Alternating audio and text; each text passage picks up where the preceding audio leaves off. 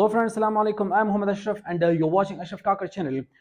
So this is the third part regarding the verbs. We have discussed 8 types of verbs uh, in the earlier part 1 and part 2. So now we will be discussing the part 9, which is a dynamic verb or the event verb. So how we can define it? The verbs in which there is an action or event or there is usually movement of hands or legs. ठीक है, ऐसे verb जिसमें dynamic मतलब एक position से कोई दूसरे position में जाने के लिए in which you move your hands and legs. Okay, तो ऐसे वर्ब्स को आप कहेंगे डायनेमिक वर्ब और the event verb. Event verb मतलब कोई एक्शन हो रहा है, कोई भी इवेंट हो रहा हो. ठीक है, तो ऐसे वर्ब को आप कहेंगे डायनेमिक और the event verb. For example, she is writing her homework. So here he or she move her hand. ठीक है, तो इसलिए आप इसे डायनेमिक वर्ब कहेंगे. Aslam is running. ठीक है, अब इसमें रनिंग आ गया. ठीक है, ही स्लीप्स अर्ली. ठीक है, अब ये स्लीप भी आप कोई काम कर रहा है, आप कोई काम कर रहे हो. ठीक है, फॉर एग्जांपल ही स्लीप्स, अब वो सोया नहीं है लेकिन वो सोने के लिए जा रहा है, तो वो अपनी जो डायनेमिक लेके आ रहा है अपनी पोजीशन में. ठीक है, he changes his position from one point to another point, जिसमें आप अपने हैंड्स या लेग्स की मूवमेंट को शो करो. ऐसी वर्ब्स को हम कहेंगे डायनेमिक और the event verbs. And next, they helped her. So by helping someone, there's also the involvement of your movement, the involvement of the movement of your hands or legs. ठीक है, ऐसे verb को जिसमें physically आप move कर रहे हो, ठीक है, फिजिकली कोई एक्शन परफॉर्म हो रहा है, तो इस वर्ब को आप डायनेमिक और द इवेंट वर्ब कहेंगे. Next comes 10 the stative verb. अब इसके बरक्स है. ठीक है, इसमें भी एक्शन परफॉर्म हो रहा है but not physically, but not involvement of your hand और legs, but instead they come the state verbs shows mental feeling. ठीक है, जिसमें आपकी मेंटल फीलिंग आती है, आपकी जज्बात हैं, और स्टेट ऑफ अ पर्सन. आप एक पर्सन का स्टेट बताते हैं कि भाई एक शख्स बैठा है, एक शख्स खड़ा है. ठीक है, अब वो अपनी पोजीशन को चेंज नहीं कर रहा, नहीं उसमें वो अपने हाथ और पांव हिला रहा है. ठीक है, ऑफ अ पर्सन, प्लेस और थिंग. ठीक है, इसमें मतलब कोई भी हो सकता है. For example, we have different words which comes under the domain of the stative verbs like worry. ठीक है, worry परेशान होना, you are worry about something. Expect, ठीक है, आप expect करना, उम्मीद रखना. Forget, भूल जाना. Identify, पहचानना. Seems, कोई दिख रहा है आपको, भाई आपको मेंटली कोई चीज सफेद दिख रहा है, कोई ब्लैक दिख रहा है. ठीक है, कि जो भी आपको दिख रहा है through which your fifth senses आप देख रहे हो. ठीक है, तो जिसमें मूवमेंट शो नहीं हो रहा. रियलाइज, आप भी रियलाइज करते हो. It also relate towards your mentality. What remember, again it relate to your memory.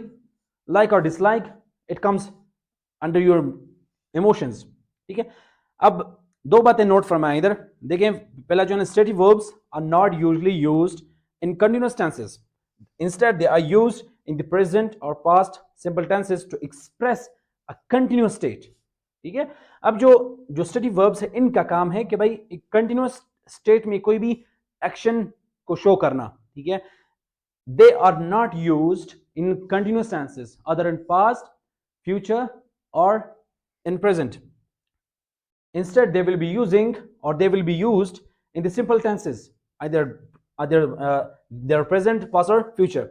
ठीक है, तो ये हमेशा सिंपल टेंस में यूज किए जाएंगे. अब for example they like him. देख, अब ये लाइक जो है ना, इट्स अ सिंपल टेंस. और he like him, she like him. ठीक है, दे लाइक हिम. आप ऐसा नहीं कहेंगे कि भाई दे आर लाइकिंग हिम और दे वर लाइकिंग हिम. ठीक है, तो स्टेटिव वर्ब्स को आपने याद रखना है कि भाई स्टेटिव वर्ब को कंटिन्यूअस टेंस में कभी भी यूज नहीं किया जाएगा. ठीक है, नोट नंबर 1. अच्छा, नोट नंबर 2 देखें. अब थोड़ा सा रियलाइज इसमें दिया गया, थोड़ा सा इसमें कन्वीनियंस दी गई है कि भाई जो स्टेटिव वर्ब्स हैं बिहेव डायनेमिकली समटाइम्स. ठीक है, जो कुछ ऐसे स्टेटिव वर्ब्स हैं जो कि डायनेमिकली भी परफॉर्म करते हैं, लेकिन कब? And they can be used in the continuous tense. देखिए, कुछ ऐसे वर्ब्स हैं जो कि डायनेमिकली भी परफॉर्म करते हैं. Like for example, we are meeting him on Monday और we are seeing him on Monday. अब कुछ ऐसे वर्ब्स है, देखें, मीट, आप मिल रहे हैं ना, तो अब मिल रहे हैं या उसे देखने जा रहे हैं.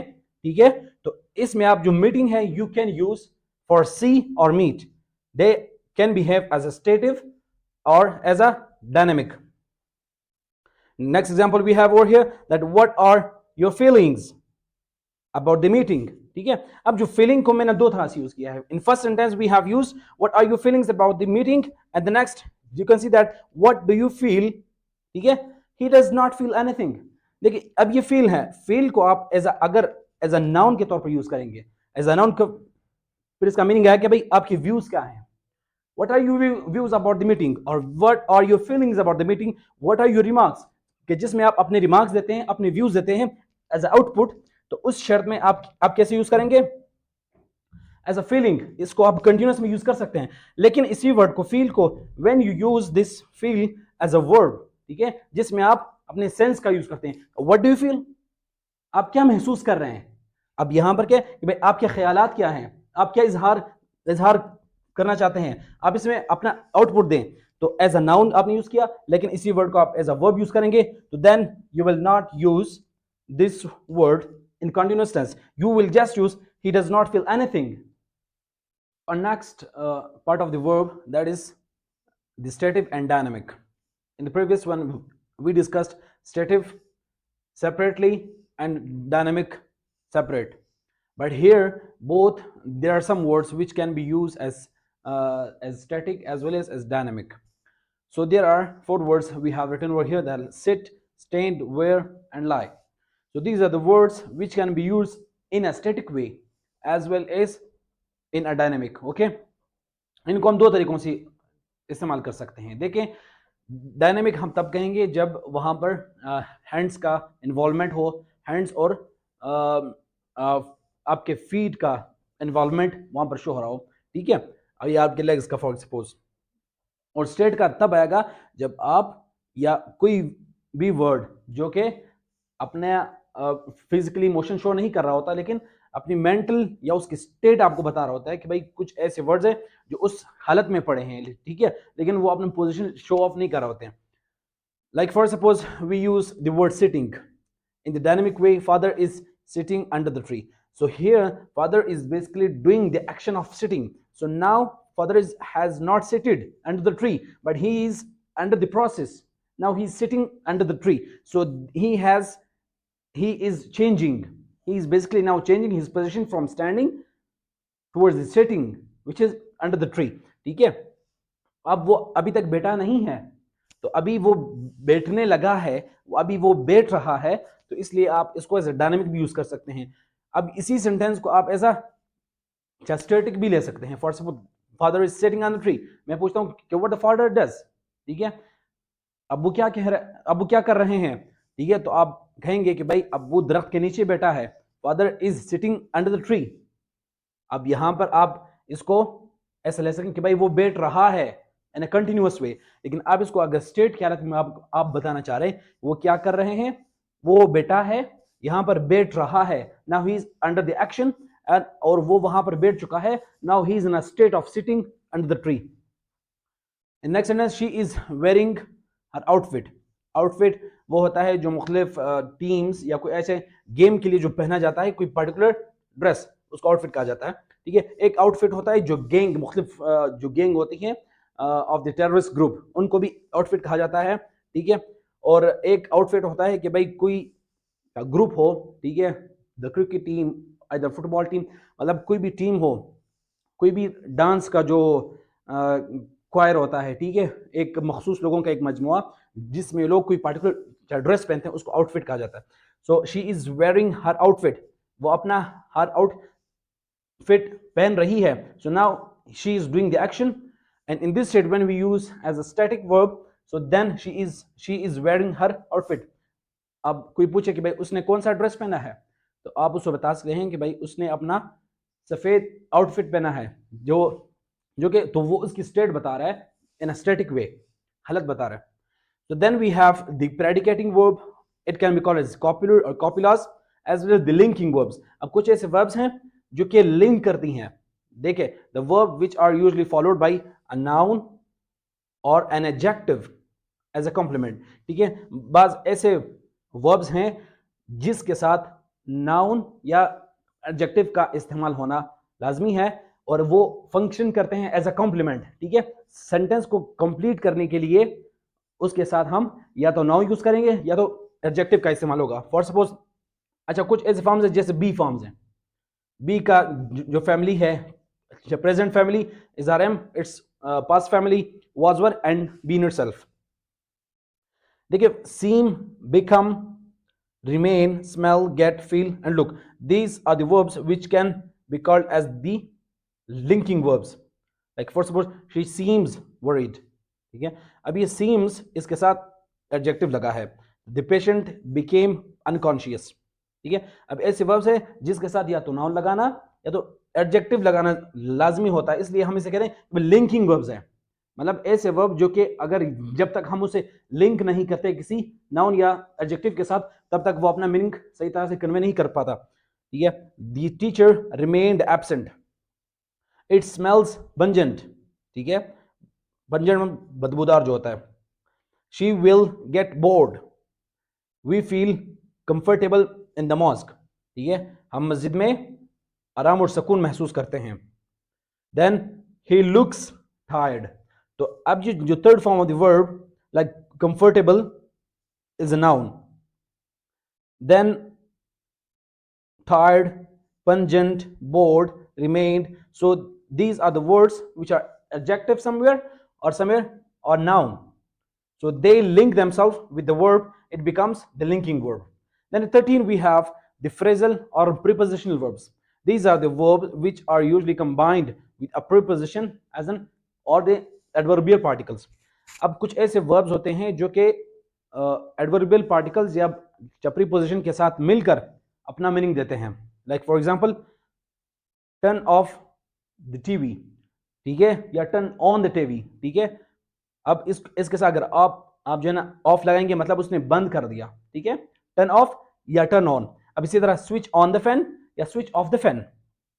अब एक नोट लिखा है कि भाई आप इसके ये जरूरी नहीं है कि आपने हमेशा हमेशा ऐसे वर्ब्स के साथ आपने प्रीपोजिशन को हमेशा कंबाइन कर लिखना है। आप ऐसा भी कर सकते हैं, ये जो नाउन आपने लास्ट में यूज किया है एज ऑब्जेक्ट, इसको आप इन दोनों के दरमियान लेकर आए, ठीक है। Phrasal verbs can be separated by putting a noun in between them, like turn the TV off, turn the TV on, switch the fan on, switch the fan of. So dear students, our new type of the verb, that is the auxiliary verb. There are three kinds of auxiliary verbs in English language: the primary auxiliary, modal auxiliary, and semi-modal auxiliary verbs. What are primary modal auxiliary verbs? The primary modal auxiliary verbs are also called as helping verbs. Okay, like the be form or the be family is, are, am, was, were, been, do and does, or has and have. Okay, without had can be used sometimes and sometimes may not be, that's why we remove from here. So then the modal auxiliary verbs, modal auxiliary verb can, could, should, must, ought to, may, might, will, shall, should, used to, and there are many as well. Then comes the semi modal auxiliary verbs. There are two semi modal auxiliary verbs: need and dear. In our next lecture, we will discuss only the auxiliary verbs in detail and its types as well. So there you will understand how and where can we use these verbs. Okay. So then comes the hypothesis verb. What are the hypothesis verbs? They are usually followed by a subjunctive. Here we wish against the present fact in the present, or the past facts in the present. Okay. So there are three situations over here. देखें, hypothesis verb जहां पर भी आ जाता है, हम अपनी ख्वाहिश जाहिर करते हैं, ठीक है, ऐसे फैक्ट से, ऐसे हकीकत का जो कि प्रेजेंट में नहीं है, लेकिन हम ख्वाहिश जाहिर करते हैं कि काश ऐसा हो, ठीक है। अब जहां पर काश की बात आ जाती है तो फिर हम वहां पर हाइपोथेसिस वर्ब ऐसे इस्तेमाल करते हैं। अब सब्जेक्टिव्स मतलब ये है कि हम कहीं पर अपना डिमांड, अपनी ख्वाहिश जाहिर करने के लिए ऐसे वर्ब इस्तेमाल करते हैं, और इसके लिए जो पहला फार्मूला है वो है सब्जेक्ट। आपने विश करना है, ठीक है, मतलब आपने अपनी ख्वाहिश जाहिर करनी है। Sometime we can use that and sometime may not be, then subject, then past indefinite. अगर आप जब प्रेजेंट में कोई बात या कोई ख्वाहिश जाहिर करना चाहते हैं लेकिन वो ज्यादा हकीकत नहीं है, तो ऐसे सिचुएशन में आप ये फॉर्मूले के तहत अपने सेंटेंस यूज करने हैं। For example, I wish that they helped अस। देखें, इसमें से मतलब मैं काश या मैं चाहता हूं वो हमारी मदद करते, ठीक है। तो मतलब अब प्रेजेंट की बात हो रही है, अभी प्रेजेंट सिचुएशन आपको बता रहा है कि भाई काश वो हमारी मदद करते, तो इसलिए that does not help us, वो हमारी मदद नहीं कर रहे। अगर इसको हम पास्ट में लेके जाएं, for example, here we wish against the past facts in the present. देखें, पास्ट में कोई इवेंट हो चुका है, कोई एक्शन हो चुका है, लेकिन हमारे विश के अगेंस्ट, तो हम विश के अगेंस्ट जाते हैं, अगेंस्ट द प्रेजेंट फैक्ट्स। अच्छा, फैक्ट्स के अगेंस्ट जाते हैं अपने विश को जाहिर करने के लिए। Like we have the formula subject wish that, और जब पास्ट की बात आती है तो फिर हम जो इसका सेकंड पार्ट है उसको पास्ट परफेक्ट टेंस में लिखते हैं। Like for example, I wish that they had helped अस। देखिए, ऐसे सिचुएशन में हम पास्ट परफेक्ट को यूज करेंगे, they did not help us. इसमें हमने कहा कि भाई दे डज नॉट हेल्प अस, वो हमारी मदद नहीं कर रहे हैं। अब यहां पर हम कहेंगे they did not help us, उन्होंने हमारी मदद नहीं की, ठीक है। तो ऐसे सिचुएशन जब हम पास्ट के बारे में कोई बात कर रहे होते हैं कि जहां पर हम ये ख्वाहिश जाहिर करते हैं काश वो हमारी मदद करते, ठीक है, काश मैं पढ़ता, ठीक है, तो अभी फेल नहीं होता। ये असल में situations, these sentences will be used in the conditionals. And the third formula, then we have the subject wish that had been, ठीक है। इसके थर्ड सिचुएशन है, I wish that they had been helping us, but they were not helping us। काश वो हमारी मदद करते, they had helping us, लेकिन उन्होंने हमारी मदद नहीं की। या I wish that she had been intelligent but she was not, ठीक है, काश वो इंटेलिजेंट होती, ज़हीन होती, ठीक है, लेकिन वो नहीं थी। So dear students, our last type of the verb, that is the factual verb. The factual verbs are followed by that clause, ठीक है। factual verbs वो होते हैं जिनके बाद हमेशा that clause आता है। that clause की मदद से ये factual verbs अपनी मीनिंग completely कन्वे कर पाते हैं। So there are two types of the factual verbs. One is the public verb and the other one is the private verb. So what are the public verbs? Public verbs introduce the indirect statement which are used as in the place of public, ठीक है। ये indirect statements को introduce कराते हैं public verbs. Like we have the examples: claim, say, complain, admit, agree and deny. So these are such words which says about the indirect statement of a person. So these are the words which sometimes used by the news broadcasters or by someone who writes at the newspaper as well. Like for example, we can see the example that she claims that she was accused. देखें, अब she claims, अब यहाँ तक जो reporting speech है, जो report कर रहा है, she claims, वो ये बात दावा कर रही है that she was accused, कि उसके साथ जुल्म किया गया है या उसे accuse किया गया है। So that clause shows the indirect statement, ठीक है, जो कि reported speech में and we will discuss the reporting and as well as the reported speech in our coming lectures where we will discuss the narrations in detail. So the next example, he says that he is a Nobel Prize winner. वो कह रहा है कि भाई वो Nobel Prize winner है, ठीक है। So here's again the indirect statement which starts from that. The lady complained about the maltreatment. The lady complained that she was maltreated. The lady complained that she was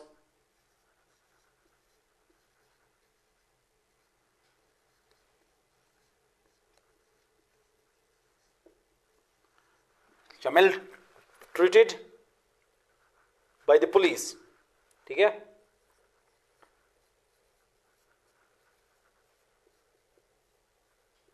अब ये बात बन गई इस तरह, ठीक है। देखिए public verbs, the lady complaint, lady ने ये कंप्लेंट किया, शिकायत किया है कि भाई that she was maltreated by the police, के पुलिस के रवैये से या उसकी जमेल ट्रीट किया है, ठीक है। Then says Jamila admitted, Jamila ने ये मान लिया है, तस्लीम कर लिया है दैट शी वाज एब्सेंट, कि वो एब्सेंट रही है। Then the minister denies his corruption, जो मिनिस्टर है, ठीक है, and the minister who is a politician, वो अपनी करप्शन नहीं मान रहा। Then comes the private verbs. देखिए private verbs they are related to your mental approach, to the involvement of mental feelings, states और acts। देखिए मेंटल जो feelings हैं, ख्यालात हैं, कोई स्टेट हालत बता रहे हैं या तो कोई एक्शन बता रहे हैं जो कि इन्वॉल्वमेंट करता है पर्सनल अप्रोच के साथ, ठीक है। Personal mental feelings, mental states or the acts, like we have many examples like these: feel, doubt, hear, know, recognize, think, expect, believe and many more as well. And we have the first example like over here that he doubts that he was cheated. उसे शक है या वो शक करता है कि उसके साथ चीट किया गया है, उसके साथ नकल किया गया है। अच्छा, then she believes that she can pass the exam, उसे यकीन है, ठीक है। तो ये भी उसकी उसे बिलीव है, मतलब उसका जो मेंटल अप्रोच कह रहा है कि भाई उसे यकीन है कि वो एग्जाम पास कर सकती है। I fear that Pakistan may not lose the match, जब मुझे खौफ है या डर है कि पाकिस्तान मैच जीत ना जाए। अब वो जीत जाए या ना जीत ना जाए, इसके बाद इसके बारे में कोई पब्लिक स्टेटमेंट जारी नहीं हो रहा, लेकिन मेरा एक मेंटल अप्रोच है, मेरा जहन कह रहा है, मेरा ख्याल में है कि भाई पाकिस्तान लॉस ना करे, पाकिस्तान मैच लॉस ना करे, या पाकिस्तान क्या ना करे, कोई और लॉस ना करे। Then we have the next example, we hope that the inflation will be reduced. देखिए हम अवाम को, जो पब्लिक है, वो हमेशा ये होप रखती है, ये कह नहीं सकती 100% श्योरिटी के साथ, ठीक है, और ना ही स्टेटमेंट दे सकती है, लेकिन वो अपने जो पॉलिटिशियंस हैं, जो गवर्नमेंट से, वो ये उम्मीद रख सकते हैं कि भाई इन्फ्लेशन जो महंगाई है वो कम होगी, ठीक है। But we have experienced throughout the history of Pakistan that the when we examine the economic survey of Pakistan, so the graph is increasing day by day, ठीक है। हम 2000 का अगर ग्राफ डेटा देखें तो उस टाइम इन्फ्लेशन का rate क्या था, अब क्या इन्फ्लेशन रेट है, जो कि which is about 30% in Pakistan in the year 2023, ठीक है। और there are expectations that this inflation will rise further, may God forbid us. Then we have the next example that policymakers should realize that Pakistan's national interest must be fulfilled or protected. लेकिन policy makers को ये realise करना चाहिए, ये समझना चाहिए कि भाई नेशनल इंटरेस्ट कम्स फर्स्ट। देखिए जब भी पॉलिसी मेकिंग की बात होती है, but unfortunately we have experienced कि भाई जितने भी पॉलिसी मेकिंग्स हुई हैं, I they are related to economy, they are related to your security, ठीक है, I they are related to your public welfare, ठीक है। तो जब भी कोई your education, your health, any of the department, if you examine that the policy makers have made such policies for short terms, not for long terms, so that's why we are facing and we are lagging behind in all such fields where the developed worlds are standing now, ठीक है। So and the example I have just made this sentence into a sentence which is of 3 to 4 lines, just to make you sure that how can you use such verbs in your writing while you are sitting in your examination, while you are writing any article in any newspaper, while you are writing for someone else. So you can use that clause, ठीक है। Either you want to make your sentence short or you can make your sentence long.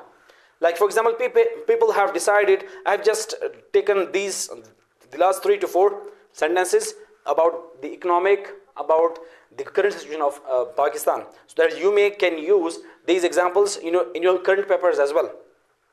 People have decided that they will only cast their votes to a statesman rather than feudals, elites and those who have exploited the sanctity of democracy and they have deteriorated its values, ठीक है। लोगों ने यह समझ लिया है कि वो इस बार अपना वोट जो है वो एक मुहिब्बे वतन को कास्ट करेंगे, ना कि उन फ्यूडल्स, उन वडेरे, उन जागीरदार या उन एलीट क्लास जो कि सालों साल से पाकिस्तान की हुकूमत में जमाए बैठे हैं, ठीक है, और एक बार नहीं, एक बार सही नहीं तो सेकंड टाइम वो अपनी हुकूमत बना लेते हैं। और एलिट क्लास, उन्होंने अपनी फैक्ट्रीज बनाई हैं, अपनी जो वेल्थ है इतनी इतनी बढ़ाई है कि भाई एक बंदे की अगर वेल्थ कंपेयर की जाए आपकी पूरे नेशनल वेल्थ के साथ, तो इस एक बंदे के भी जो वर्थ है वेल्थ का वो बड़ा होगा, क्योंकि Pakistan is in debt which is about 125 billion in the year 2023 according to the World Bank. So इस बार लोगों ने ये जान लिया है, ये समझ लिया है कि भाई वो नहीं फ्यूडल्स को, जो नहीं अपने सरदारों के, जिन्होंने अपने लोगों को महकूम बना के रखा है, जिन्होंने अपने लोगों को सबड्यू किया है, ठीक है, वो ये कहते हैं कि भाई हम ही हैं आपके लिए, हम आपको प्रोटेक्शन दे सकते हैं, हम ही आपको शेल्टर दे सकते हैं, हम ही आपको कपड़े दे सकते हैं, हम सब कुछ आपको दे सकते हैं, ठीक है, जो एक मेंटल अप्रोच बनाया है। लेकिन but now the people they have realized that they will not cast their votes in favour of feudals, elites और those who have exploited the sanctity of democracy, ठीक है, लोगों ने जमहूरियत के नाम पर, ठीक है, जो जमहूरियत के जो हकानियत है, ठीक है, the way democracy is prevailing in America और इन यूरोपियन कंट्रीज, ठीक है, जो कि अनफॉर्चुनेटली इन डेवलपिंग कंट्रीज ऐसा कुछ नहीं है, ठीक है। तो लोगों ने डिसाइड कर लिया है वो एक मुहिब वतन को, जो कि अपनी ज़ात की इंटरेस्ट को बस पुश रख कर अपने नेशनल इंटरेस्ट को सामने रखते हैं, और वो जो है ना फिर आपकी नेशनल इंटरेस्ट को उसकी प्रोटेक्शन का भी जामिन होगा, ठीक है। So thank you so much, see you in the next video with new topics.